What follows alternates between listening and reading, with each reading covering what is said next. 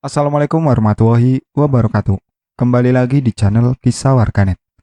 Di video kali ini, saya akan membacakan sebuah cerita yang saya dapatkan dari akun Twitternya @penulismalam94. Cerita ini berjudul Pesugihan Penglaris Bakso.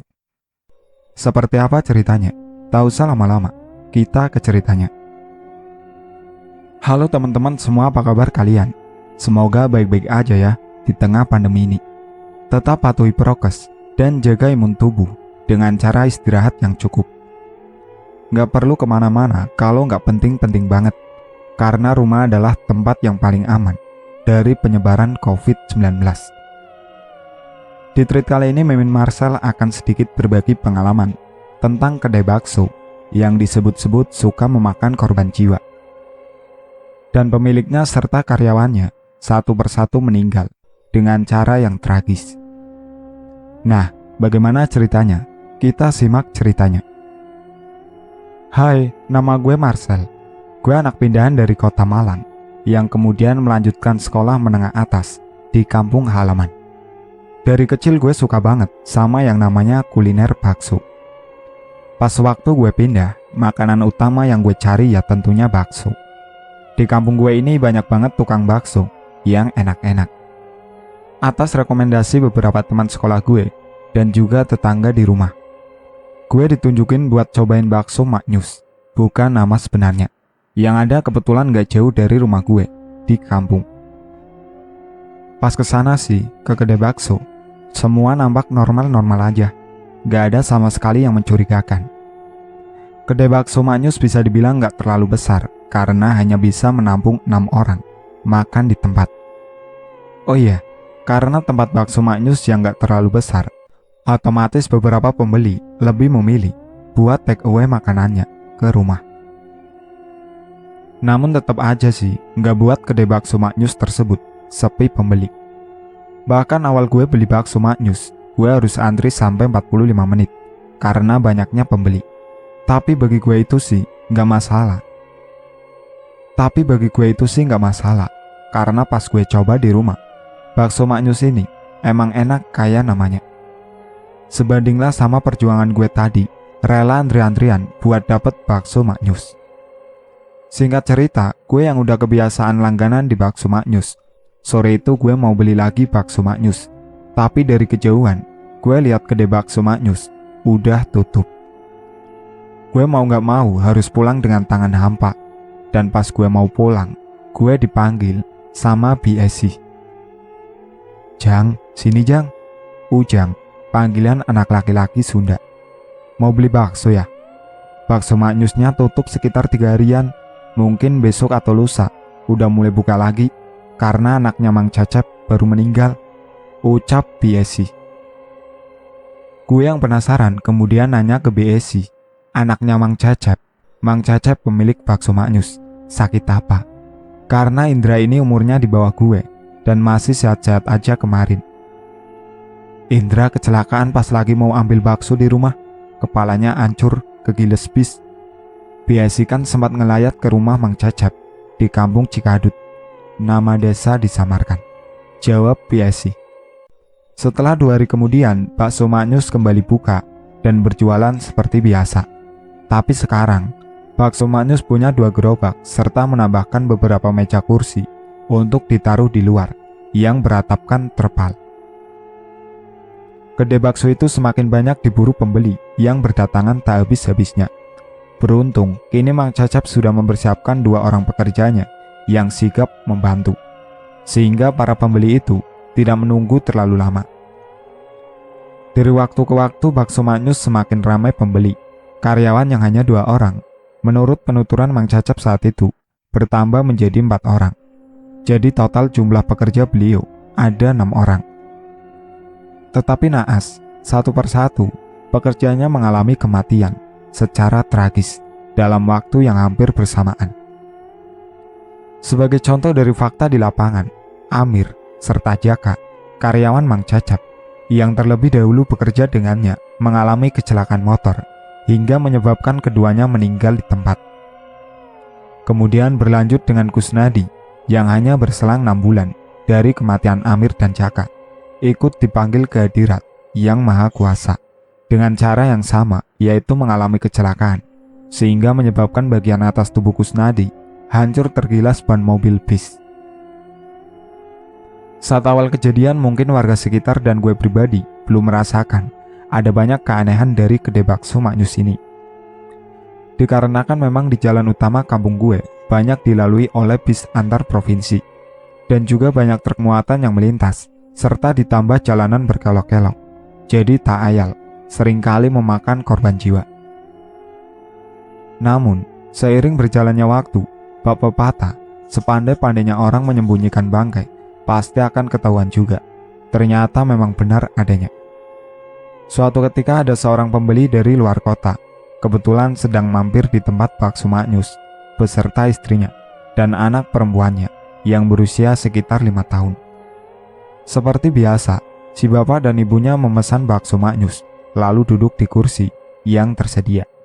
Namun, si anak yang masih kecil kemudian kebelet ingin buang hajat. Si ibu kemudian menanyakan kepada pegawainya, "Ah, permisi, kalau numpang ke kamar mandi boleh?" tanya si ibu. Si pegawai, sebut saja namanya Asep, langsung menunjukkan arah kamar mandi yang posisinya agak jauh di belakang. Si ibu langsung mengantarkan anaknya yang sudah kebelet, dan saat mau masuk ke kamar mandi, mata si ibu dibuat terbelalak dengan penampakan kerap putih berjumlah banyak sedang menatap tajam ke arahnya. Tak kalah mengerikan, di sebelah kamar mandi ternyata ada tempat untuk cuci piring yang juga dihinggapi oleh kerap putih bermata merah menyala. Si ibu yang panik menjerit ketakutan dan anak perempuannya menangis histeris. Akhirnya membuat semua orang di kedai Maknyus beramai-ramai melihat ke arah kamar mandi belakang. Namun mereka tidak melihat apapun di sana, kecuali si istri dan anak perempuan itu. Dirasa ada yang tidak beres, akhirnya si suami mengurungkan niatnya untuk makan di kedai Maknyus.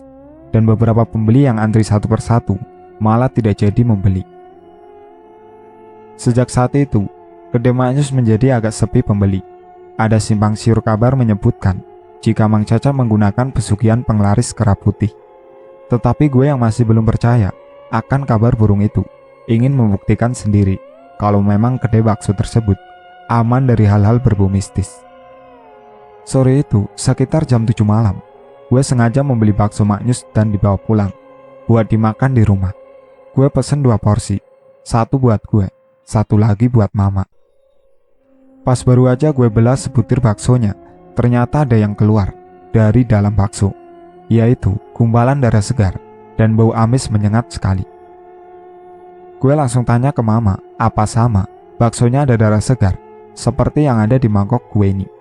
Tapi bakso punya mama di dalam kuahnya banyak sekali rambut-rambut halus, dan saat diperhatikan lebih jelas, itu bukan rambut, melainkan seperti bulu hewan.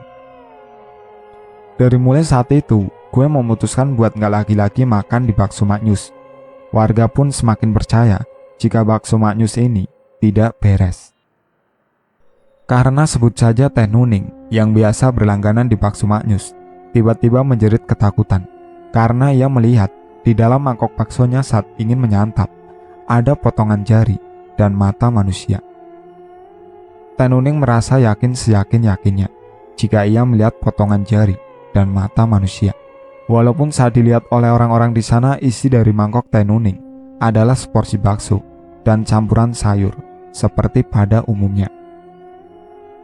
Dengan berbagai macam kejadian aneh, pembeli di kedai bakso Maknyus secara otomatis tidak hanya warga kampung, melainkan beberapa kampung sekitar pun saling menggunjingkan Mang Cacep. Mang Cacep pun pernah diusir oleh warga, namun karena belum terbukti benar ia melakukan pesugihan penglaris, akhirnya Mang Cacep masih bisa berjualan di tempat itu. Bak sudah jatuh tertimpa tangga, Mang Cacep kembali harus kehilangan karyawannya, Asep dan Didin, dengan cara yang sama, yaitu kecelakaan secara mengenaskan. Karyawan terakhir Mang Cacep bernama Agus, yang terlebih dahulu mengundurkan diri pun tak luput dari ancaman maut. Agus diketahui meninggal di rumahnya karena masuk ke dalam sumur dan baru ditemukan 8 jam kemudian. Kini kedai bakso Maknyus ditunggui oleh Mang Cacep dan sang istri, sebut saja namanya Ai. Kedai bakso Maknyus semakin lama semakin memprihatinkan karena tidak ada lagi orang yang membeli bakso di sana, kecuali pengendara yang kebetulan lewat dan mampir untuk menyantap bakso. Kedai bakso Mak Nyus pun akhirnya tidak bertahan lama. Si pemilik usaha, Mang Cecep, harus berpulang karena mengalami sakit secara misterius. Perutnya membesar dan bola matanya seperti mau keluar, serta tubuhnya terlihat menguning.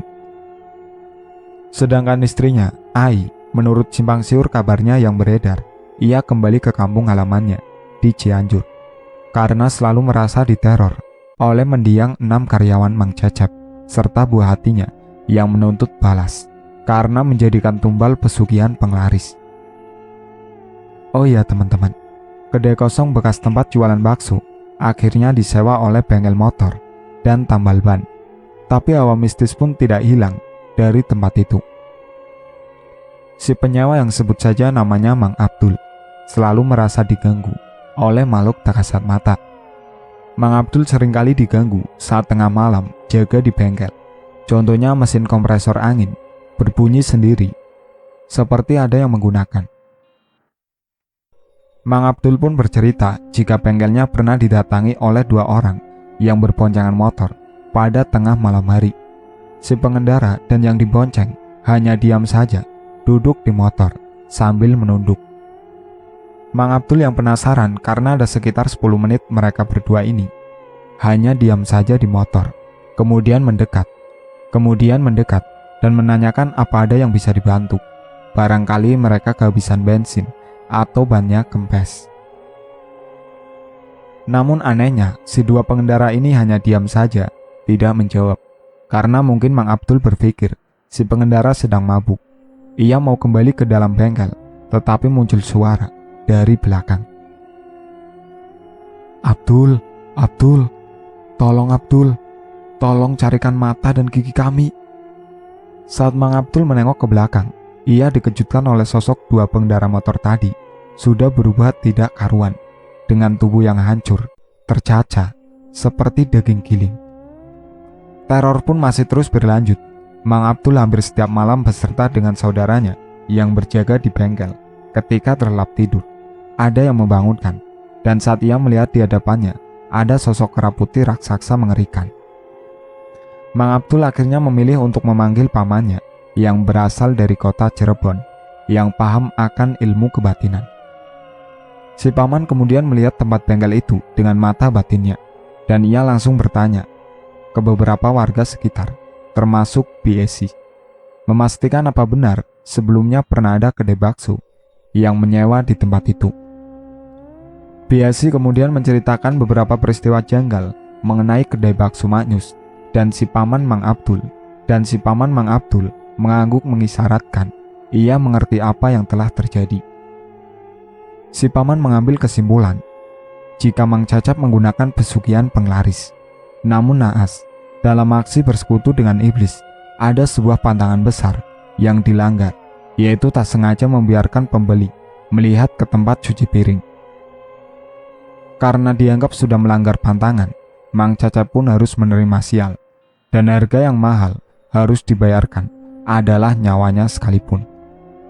Untuk penampakan pengendara motor yang berwajah hancur adalah bentuk jelmaan korin dari karyawan Mang Cecep yang sengaja ditumbalkan untuk menarik pembeli.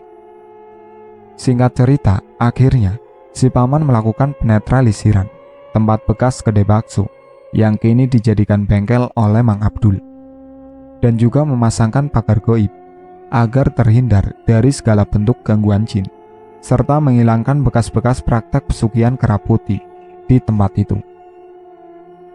Nah, mungkin itulah teman-teman sedikit pengalaman cerita Mimin Marcel di kampung halaman tentang kedai bakso yang menggunakan pesugihan penglaris. Mungkin sedikit pesan moralnya adalah ingin mudah mencari uang melalui jalan pintas, bersekutu dengan iblis adalah kesia-siaan belaka.